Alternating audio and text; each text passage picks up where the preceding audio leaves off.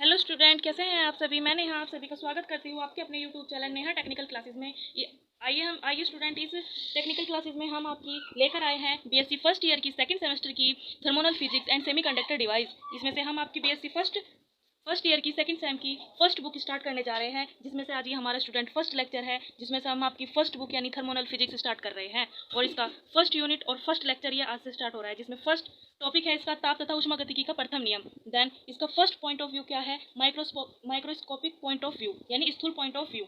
Student, हम इसमें पढ़ सकते हैं कि जब हम किसी सिस्टम को इस प्रकार चुनते हैं, यानी इस लाइन का मीनिंग है कि जब हम किसी सिस्टम को इस प्रकार चुन सकते हैं कि चुनने के बाद हमें इसे परिभाषित करने के लिए कुछ राशियों की आवश्यकता पड़े। यानी इसका कहने का मतलब है कि यदि हम कोई सिस्टम चुनते हैं या कोई सिस्टम चुनते हैं तो उसका मतलब चुनने का तरीका होता है, उसे परिभाषित करने का तरीका होता है, वो बहुत इजी होना होता है। जैसे कि कुछ राशियों की आवश्यकता पड़ती है, उसमें कुछ भौतिक राशियों की आवश्यकता पड़ती है। जैसे भौतिक राशियों से तात्पर्य यह है कि जैसे मास, द्रव्यमान आदि।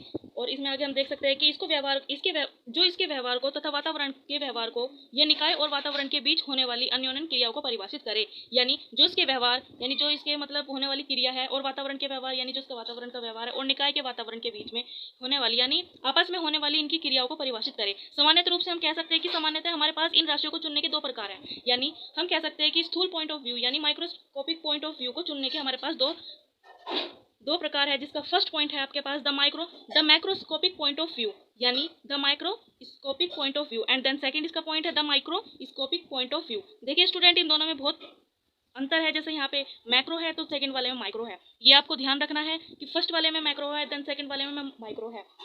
देन अब हम इन दोनों पॉइंट के बारे में पढ़ेंगे स्टूडेंट। जैसे कि नीचे लिखा हुआ है कि माइक्रोस्कोपिक के पॉइंट ऑफ व्यू के आधार पर सिस्टम से जुड़े चरों या राशियों को लगभग मनुष्य पैमाने या बड़े पैमानों पर परिभाषित किया जा सकता है। यानी जो माइक्रोस्कोपिक के पॉइंट ऑफ व्यू के आधार पर स्टूडेंट हम बता सकते हैं, जैसे चर राशि होती है और अचर राशि होती है, उनको सभी मनुष्य पैमाने या बड़े पैमाने यानी जैसे आप मिड पॉइंट कह सकते हो या बड़े पैमाने कह सकते हो, उन पर परिभाषित किया जा सकता है। देन इसका अपोजिट हो सकता है कि जबकि माइक्रोस्कोपिक के पॉइंट ऑफ व्यू के आधार पर सिस्टम से जुड़े चरों या राशियों को लगभग अणु पैमाने या सूक्ष्म पैमाने पर परिभाषित किया जा सकता है। अणु का मतलब समझ रहे हैं आप। अणु का मतलब है छोटे छोटे, और सूक्ष्म अणु का मतलब है छोटे से भिन्न, और सूक्ष्म का मतलब होता है कि बहुत छोटे छोटे। जैसे पॉइंट हो गए आपके काफी स्मॉल स्मॉल स्मॉल स्मॉल, तो उन्हें कह सकते हैं हम सूक्ष्म पैमाने। देन ये इसका अपोजिट होता है, जैसे कि मैक्रोस्कोपिक पॉइंट ऑफ व्यू के आधार पर आप सिस्टम के पैमानों को चरों या राशियों यानी चरों या राशियों के पर परिभाषित कर सकते हैं। Then microscopic point of view को आप बड़े पैमाने पर, सूक्ष्म पैमाने पर परिभाषित कर सकते हैं। देन आगे हम पढ़ेंगे कि सामान्यतः निकायों के चरों की माइक्रोस्कोपिक लेवल पर निम्न प्रॉपर्टीज होती है। अब हम इसकी प्रॉपर्टीज पढ़ेंगे स्टूडेंट। जैसे कि फर्स्ट पॉइंट आपका है the microscopic point of view, यानी अगर हम इसका फर्स्ट पॉइंट की प्रॉपर्टीज अगर हम पढ़े तो हम देख सकते हैं कि ये क्या इसकी प्रॉपर्टीज होती है, क्या क्या इसमें अच्छे गुण है, क्या क्या इसमें कुछ भी। जैसे हम देख सकते हैं कि जैसे हम पॉइंट ऑफ व्यू के आधार पर बता सकते हैं कि किसी भी द्रव्य की संरचना के लिए ली गई अवधारणाएं स्पेशल नहीं होती। जैसे फील्ड और रिलेशन का मतलब समझ रहे हो। फील्ड का मतलब होता है मैदान, फील्ड का मतलब होता है मैदान, और रिलेशन का मतलब होता है जैसे एक तरह का संबंध हो गया, या आपका कोई मतलब जैसे मान लिया जैसे कोई भी आप दो पॉइंट मान लो, जैसे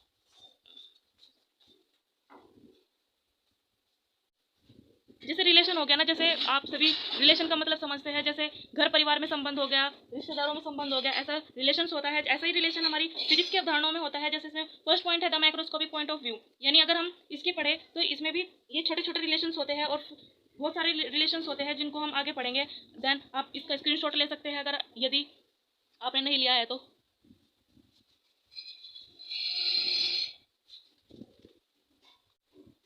इसकी हम सेकंड प्रॉपर्टी पढ़ेंगे। ये संख्याएं में बहुत कम होती है किसी भी निकाय को परिभाषित करने के लिए, यानी ये संख्या में बहुत कम होती है किसी भी निकाय को परिभाषित करने के लिए।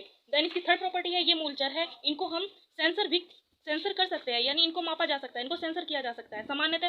देन इसकी फोर्थ प्रॉपर्टी ये है कि सामान्यतः इनको डायरेक्टली मापा जा सकता है, यानी यदि आप किसी चीज को मेजर कर रहे हैं तो हम उसको डायरेक्टली माप सकते हैं, यानी सामान्यतः इसको डायरेक्टली मापा भी जा सकता है। इस स्टूडेंट, हम मैक्रोस्कोपिक पॉइंट ऑफ व्यू के आधार पर हम बता सकते हैं कि इसको सामान्य रूप से डायरेक्टली मापा भी जा सकता है। यदि आप कोई क्वेश्चन कर रहे हो, यदि आप कर रहे हो तो उसमें हम डायरेक्टली इसको माप भी सकते हैं। देन अगर हम इसकी माइक्रोस्कोपिक पॉइंट ऑफ व्यू के आधार पर देखें इसकी प्रॉपर्टीज, तो हमें क्या पता चलता है कि पिछले कुछ दशकों से नाभिकीय पे molecule physics and automatic physics के विस्तार के कारण इन सभी घटनाओं को समझने के लिए माइक्रोस्कोपिक पॉइंट ऑफ व्यू की जरूरत पड़ेगी। यानी कौन कौन सी फिजिक्स को पढ़ने की जरूरत पड़ेगी? नाभिकीय physics, molecular physics and automatically physics. ठीक है स्टूडेंट, इन सभी घटनाओं को समझने के लिए हमें किसकी आवश्यकता पड़ेगी? Microscopic point.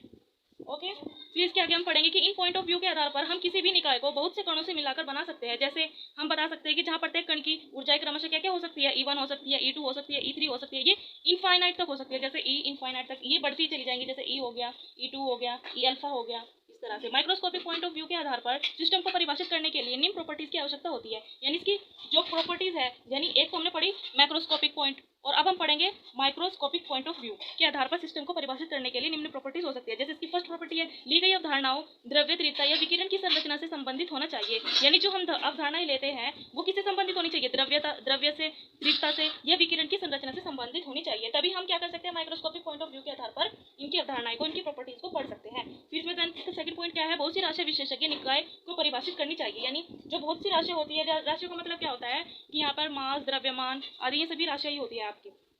फिर इसका थर्ड पॉइंट है, मेरी राशि सामान्यतः ह्यूमन स्केल परिभाषित की जा सकती है, जबकि मैथमेटिकल टूल्स पर ज्ञात की जा सकती है। यानी ये सभी राशि सामान्यतः रूप से ह्यूमन स्केल पर परिभाषित भी की जा सकती है और मैथमेटिकल टूल्स पर भी ज्ञात की जा सकती है। देन इसकी फोर्थ प्रॉपर्टी हम पढ़ेंगे कि इन्हें डायरेक्टली मापा नहीं जा सकता।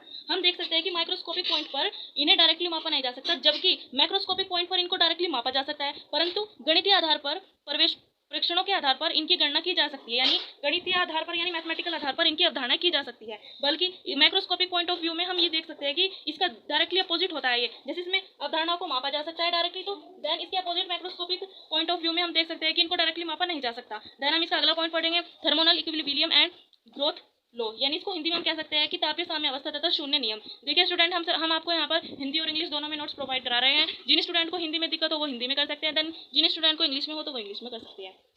जैसे इसकी फर्स्ट पॉइंट है इसका तापीय साम्य अवस्था। किसी भी निकाय को उस अवस्था को जिस पर निकाय में उपस्थित सभी कण या पिंड एक समान ताप पर हो, निकाय की तापीय साम्य अवस्था कहलाती है। यदि कोई निकाय है वो किसी अवस्था पर है, निकाय में उपस्थित है, तो उस कण या पिंड का एक समान ताप पर होना, यानी उस पिंड का या कोई आप कह सकते हो उस टूल का किसी, जैसे मान लिया ये कोई टूल है आपका, इसका कोई एक सामान्य ताप पर इसका होना क्या कहलाता है? इसका तापीय साम्य अवस्था कहलाता है। और हम यह भी कह सकते हैं कि निकाय अपनी तापीय साम्य अवस्था पर है। और जैसे हम कह सकते हैं कि यदि ये आप मान लीजिए ये पेन है आपका, ये बिल्कुल तापीय साम्य अवस्था में है, ये ना तो इधर रखता ना इधर, तो ये बिल्कुल सीधा खड़ा हुआ है, तो इसलिए हम कह सकते हैं कि एक तापीय साम्य अवस्था पर है। जैसे इसका नेक्स्ट पॉइंट हम पढ़ सकते हैं कि ग्रोथ लो यानी शून्य नियम। इसमें हम पढ़ सकते हैं कि कोई भी दो पिंड तापीय साम्य अवस्था में कहलाए जाते हैं यदि उनके बीच ऊष्मा का संचरण ना हो। यदि हम कह सकते हैं कि शून्य नियम में यदि दो पिंड हमने ले लिए, यानी दो कोई भी वस्तु हमने ले ली, तो उनके बीच हम तापीय साम्य अवस्था हम जब भी में दिखा सकते हैं यदि उनके बीच ऊष्मा का संचरण ना हो। यदि उनके बीच में ऊष्मा आर पार हो सकती है तो हम ये कह सकते हैं कि उनमें ग्रोथ लो यानी शून्य नियम नहीं है। ये उसमें ऊष्मा का संचरण हो रहा है तो वो ग्रोथ लो नहीं है। और अगर उसमें संचरण हो रहा है, सॉरी स्टूडेंट मैंने उल्टा बोल दिया, इसमें है कि ऊष्मा का संचरण ना हो। यदि उसमें ऊष्मा का संचरण हो रहा है, उसमें ऊष्मा जा रही है, तो वो लो आपका ग्रोथ लो नहीं है। यदि उसमें ऊष्मा आर पार ना जाए, आर पार जा रही है, तो ऊष्मा का संचरण हो रहा है, तो वो क्या कहलाता है? आपका ग्रोथ लो।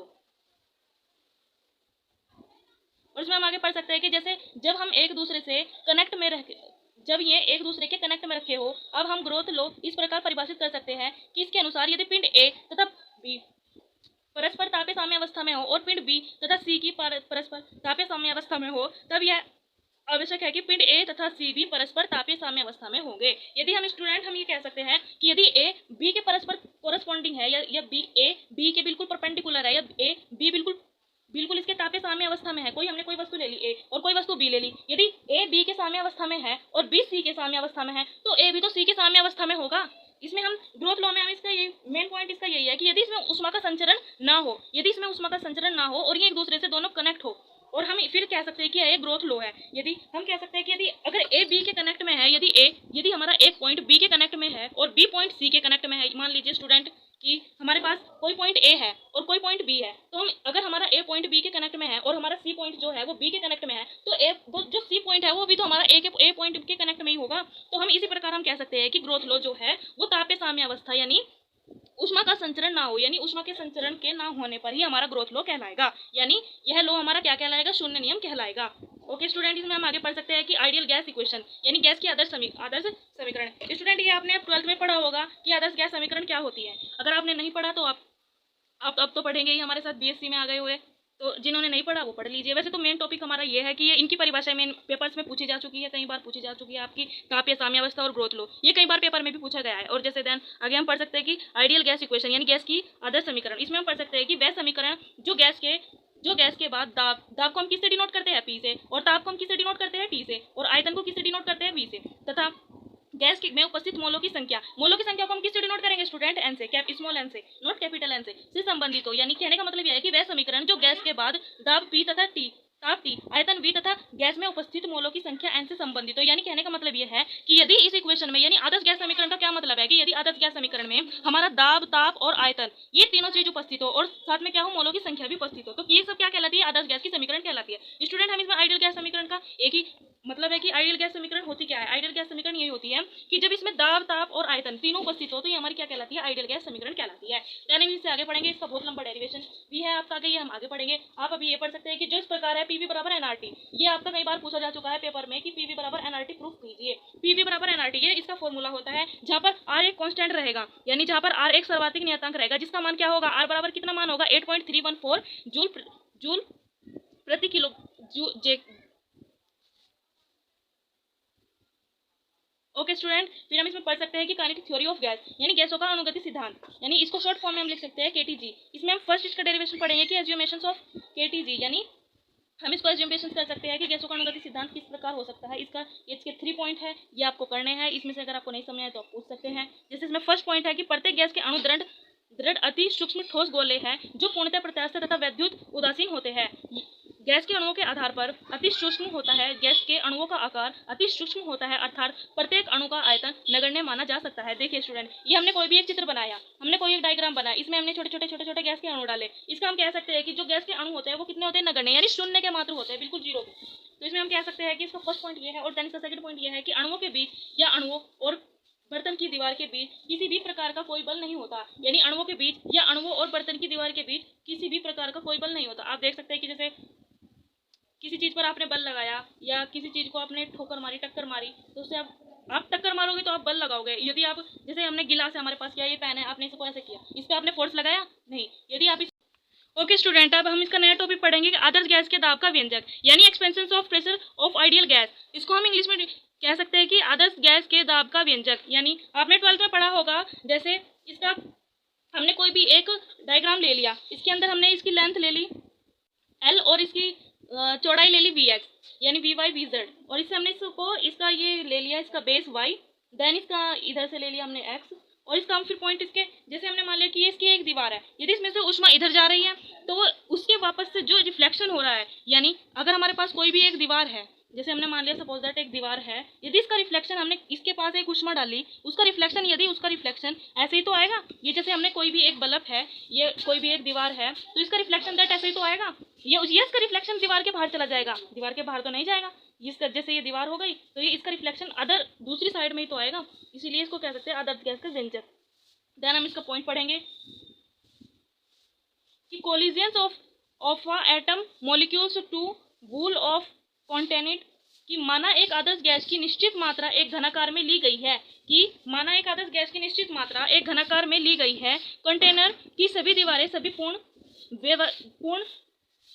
प्रत्यास्था है, माना गैस का एक अणु जिसका वेग v है, देन मॉलिक्यूल के वेग में xyz x की अनुदिश घटक क्रमशः Vx Vy Vz है, तथा मॉलिक्यूल कोई दर्पण की किसी एक दीवार से टकराता है। इस प्रकार अणु के वेग का x घटक की प्रभावी रहेगा, यानी Yx जो है वो एक्सेस का कोई प्रभाव नहीं पड़ेगा। देन अणु की दीवार के साथ घटक पूर्ण प्रत्यास्थ है, इसलिए अणु के संवेग में परिवर्तन, यानी कहने का मतलब इसका ये है स्टूडेंट, इसे आप अपनी लैंग्वेज में भी लिख सकते हैं। इसका ये पॉइंट जो है इसे आप अपनी लैंग्वेज में भी लिख सकते हैं कि माना एक आदर्श गैस एक निश्चित मात्रा में घनाकार में ली गई है, यानी जो इसका कंटेनर है, ये जो कंटेनर है आपके सामने, ये क्या है कि इसकी जो सभी दीवार है वो प्रत्यास्था से बनाई हुई है। कि माना एक गैस का अणु जिसका वेग v है, हमने इसका वेग ले लिया, v वेग ले लिया, इसका v वेक्टर वेग, मॉलिक्यूल के वेग के xyz, यानी जो इसका अक्ष है वो हमने क्या ले लिया, xyz ले लिया, और देन इसकी दर्पण की किसी एक दीवार, यानी जो इसकी दीवार से टकराता है, यानी जो इसकी जो मैंने अभी बताया आपको कि यदि ये दीवार है, यदि हम इस पर से कोई बल लगाएंगे या हम बल्ब का रिफ्लेक्शन करेंगे तो वो अपोजिट डायरेक्शन में ही तो आएगा या कोई दीवार के बाहर से निकल कर आ जाएगा। तो इसलिए हम कह सकते हैं कि आदर्श गैस का दाब का व्यंजक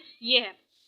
कि अब हम इसमें आगे पढ़ सकते हैं कि इसलिए अणु के संवेग में परिवर्तन क्या हो सकता है, डेल्टा पी बराबर minus M V X minus V M V X, ये इसका परिवर्तन हो गया। यानी इसलिए अणु के संवेग में परिवर्तन क्या होगा आपका कि डेल्टा पी बराबर कितना होगा, ये कितना होगा जुड़ करके, जैसे माइनस का V X M V X और माइनस का एम वी एक्स, क्या होगा ये जुड़ करके माइनस के 2 एम वी एक्स, जहाँ पर एम क्या होगा, एक अणु का द्रव्यमान होगा। ये आपको याद रखना है कि एम क्या है, वी क्या है और एक्स क्या है और पी क्या है और डेल्टा पी क्या है, ये हम आपको आगे बताएंगे कि यह अणु दीवार A1 से टकराकर वापस वी एक्स चाल में लौटता है। यानी अगर ये अणु A1 से टकराता है तो वापस किससे लौट कर आएगा, ये इसकी जो AX के सामने वाली दीवार है वो A2 से टकराकर VX चाल में चल कर आएगी और A से पुनः हम इसमें देख सकते हैं कि A इसका कंटेनर है विद गैस टकराता है। अतः A1 दीवार से पुनः टकराने के बाद अणु VX चाल से 2L दूरी तय कर लेता है। दूरी 2L तय करने के लिए लगाया गया समय कितना होगा इसका student, 2L upon VX second होगा। अतः यह अणु प्रत्येक 2L अपॉन VX सेकेंड के बाद A1 से टकराता है, अर्थात यह अणु प्रत्येक सेकेंड में दीवार A1 से VX अपॉन 2L बार टकराता है। इस अणु के टकराने की आवृत्ति, इसी अणु को क्या कहते हैं हम, यानी जो ये अणु टकरा रहा बार बार, इस अणु को टकराने की आवृत्ति कहलाती है। अतः एक अणु द्वारा 1 सेकंड में दीवार A1 को ट्रांसफर मूवमेंट, यानी क्या होगा इसका ट्रांसफर मूवमेंट बराबर कितना होगा कि 1, यानी एक चक्कर में ट्रांसफर मूवमेंट इंटू टकराने की आवृत्ति, यानी 2mvx into vx upon 2L। यहाँ पर हम देख सकते हैं कि जब हमने ये लिया, यानी एक चक्कर में ट्रांसफर मोमेंटम, यानी जो हमारा एक चक्कर में हमारा ट्रांसफर मूवमेंट कर रहा है वो कितना कर रहा है कि 2mvx कर रहा है, और इनटू हमने कहा कि टकराने की आवृत्ति हमने कितनी ली आपकी, तो vx अपॉन 2L। तो हमारा ये देख सकते हैं कि 2 से 2 कैंसिल हो गया, आपका बचा mvx अपॉन L, और ये vx ये आप देख सकते हैं कि m जो का तो vx और vx कितना होगा, v square x upon L हमारा सेम है। इसे हम कह सकते हैं कि न्यूटन के अनुसार संवेग परिवर्तन की दर आरोपित बल के बराबर होती है। यानी हम कह सकते हैं कि जो न्यूटन के अनुसार है वो संवेग परिवर्तन की दर आरोपित बल के बराबर होती है। अतः अणु द्वारा A1 दीवार पर आरोपित बल कितना होगा, mv square x upon L होगा। फिर हम कह सकते हैं कि यदि गैस के n अणुओं के वेग क्रमशः v1 यानी v1 vector, v2 vector, v3 vector, ये ऐसे ही चलता रहेगा, कहाँ तक जाएगा ये vnx, यानी इन्फिनिटी तक चला जाएगा, जिसके ये हमारे क्या होंगे, इसके x होंगे, जिसमें x क्या होंगे इसके घटक क्रमशः, यानी कि v1x v2x, फिर हम इसमें x ले लेंगे और ये क्या होंगे इसके सभी घटक होंगे, तथा गैस के द्वारा दीवार A1 पर आरोपित बल Fx निम्न होगा। यदि हम इसमें बल ले ले तो हमारा क्या होगा, यानी Fx कितना होगा, Fx बराबर कितना होगा mv square x upon L plus mv square x upon L plus mv square nx। अभी मैंने बताया ना आपको कि जो ये x है ये कहाँ तक जाएगा, ये इन्फिनिटी तक, मतलब m तक जाएगा, हम इसे गिन तो नहीं सकते, तो इसलिए हम क्या लगा देते हैं, जैसे 1 हो गया, 2 हो गया। ओके स्टूडेंट, हम पढ़ सकते हैं कि यहाँ पर अगर हमने इसका f ले लिया यानी बल ले लिया, तो हम इसका नेक्स्ट क्या होगा हमारा इसका, यानी fx कितना होगा बराबर हमारे कितना होगा m अपॉन L के, और इसके कॉरेस्पॉन्डिंग क्या होगा कि v1 upon X square, v2 square upon X, then इसका v3 स्क्वायर अपॉन एक्स, और डॉट डॉट ये कहाँ तक जाएगा, v स्क्वायर एक्स तक। हम इसमें आगे पढ़ सकते हैं कि यदि x के लंबवत, यानी यदि x के लंबवत स्थिर दीवार A1 पर दाब px हो, यदि हमने दाब fx की जगह हमने कितना ले लिया, px ले लिया, तो px किसके इक्वल हो जाएगा, fx अपॉन L स्क्वायर के, और ये किसके इक्वल होगा, m अपॉन L क्यूब के, और ये किसके कॉरेस्पॉन्डिंग होगा, v अपॉन, ये हमारा सेम जो का तो यही रहेगा। ओके स्टूडेंट, फिर इसका हम देन इसको आगे हम कर सकते हैं, सेटिस्फाई कर सकते हैं कि px बराबर m अपॉन L क्यूब, फिर v ले सकते हैं हम इसका कि v ये हमारा सेम जो का तो यही आएगा, अपॉन इसके n लेना है, और px बराबर mn अपॉन L क्यूब, यानी जो vx है वो जो vx हम लेंगे, यानी vx क्या है आपका यहाँ पर, vx आपकी यहाँ पर जो मतलब जो वापस टकरा कर आने की दूरी है, यानी चाल है, वो आपकी यहाँ पर क्या होगी, चाल होगी, यानी ये किसके, मतलब ये छोटी होगी, किससे होगी, mn अपॉन L क्यूब से। ये हम कह सकते हैं कि px बराबर किसके होगा, mn अपॉन L क्यूब के, और जहाँ पर v स्क्वायर एक्स किसके होगा इक्वल, किसके छोटा कहाँ पर होगा कि जहाँ vx किसके इक्वल होगा कि v1 square X plus v2 square X plus v2 square nx upon n के, यानी हमने इसको जो ये है हमारा v स्क्वायर एक्स, हमने इसको क्या लिख लिया, हमने इसको इतना बड़ा ना लिख करके हमने एक छोटा सा पॉइंट इसे दे दिया, हमने बता दिया कि px बराबर होगा mn अपॉन L क्यूब के। ओके, इसी प्रकार हम कह सकते हैं कि py भी इसके इक्वल ही होगा। यदि हम यहाँ पर px, जैसे हमने फर्स्ट बार हमने इसका fx लिया, सेकंड बार हमने इसका p ले लिया, px ले लिया, दाब ले लिया, देन इसका थर्ड बार हमने ले लिया py में भी हम इसको प्रूफ कर सकते हैं कि जैसे सिमिलरली यानी इसी प्रकार जैसे पी एक्स इसके इक्वल होगा, ऐसे ही हमने बता दिया कि पी वाई बराबर किसके होगा, M N upon L cube के। और देन हम इसके जेड के बराबर भी हम इसे प्रूफ कर सकते हैं कि पी जेड किसके बराबर होगा, M N upon L cube के। इसी प्रकार हम कह सकते हैं कि कुल दाब कितना होगा, कुल दाब हम कह सकते हैं कि पी बार बराबर P X plus P Y plus P Z, यानी पी बार किसके इक्वल होगा, पी बार का क्या मान आया हुआ है कि M N upon L cube. इसी प्रकार हम कह सकते हैं कि पी बार किसके इक्वल आया, M N upon L cube के। और वी स्क्वायर क्या होगी, हमने इक्वेशन फर्स्ट से लिया कि जहाँ वी बार स्क्वायर किसके इक्वल है, V bar square X plus V bar square Y plus V bar square Z. और वी बार स्क्वायर को अणुओं का वर्ग माध्य है चाल यानी मीन स्क्वायर स्पीड कहते हैं, जहाँ पर वी बराबर क्या होगा, एल क्यूब यानी कंटेनर का वॉल्यूम। ओके स्टूडेंट, यानी वी को हम क्या कह सकते हैं, कंटेनर का volume. V bar X square plus V bar Y square बराबर वी बार जेड स्क्वायर, ये किसके इक्वल होता है, वी स्क्वायर अपॉन 3 यानी एम बी डी। गैसों के लिए हम क्या ले सकते हैं, इसका पी एक्स बराबर पी वाई या पी वाई बराबर पी जेड, ये सब किसके इक्वल होगा, हमारे पी के इक्वल होगा। जैसे हमने यहाँ पे निकाला आपका कि कुल दाब अगर हमें निकालना तो हमें इसको सबको ऐड करना पड़ेगा, यानी पी एक्स को, पी वाई को, पी जेड को। इसी प्रकार यदि हमें कुल दाब निकालना हो तो हम सभी को ऐड करके हमारा सब इक्वल ही आएगा, यानी कि पी एक्स बराबर पी वाई के और पी वाई बराबर पी जेड के, और पी ये पूरा टोटल इक्वल आएगा पी के। और पी को हम क्या लिख सकते हैं कि पी बार अपॉन 3, इसको हम शॉर्ट फॉर्म में ये भी लिख सकते हैं और ये भी लिख सकते हैं। ये किसके इक्वल आ जाएगा, 1/3 M N upon L cube और वी बार स्क्वायर। ये हमारा प्रूफ हो गया। ये हमारा क्या प्रूफ होया, ये हमारा प्रूफ होया आदर्श गैस के दाब का व्यंजक। ये क्या आया आपका, expansion for pressure of ideal gas. Okay student.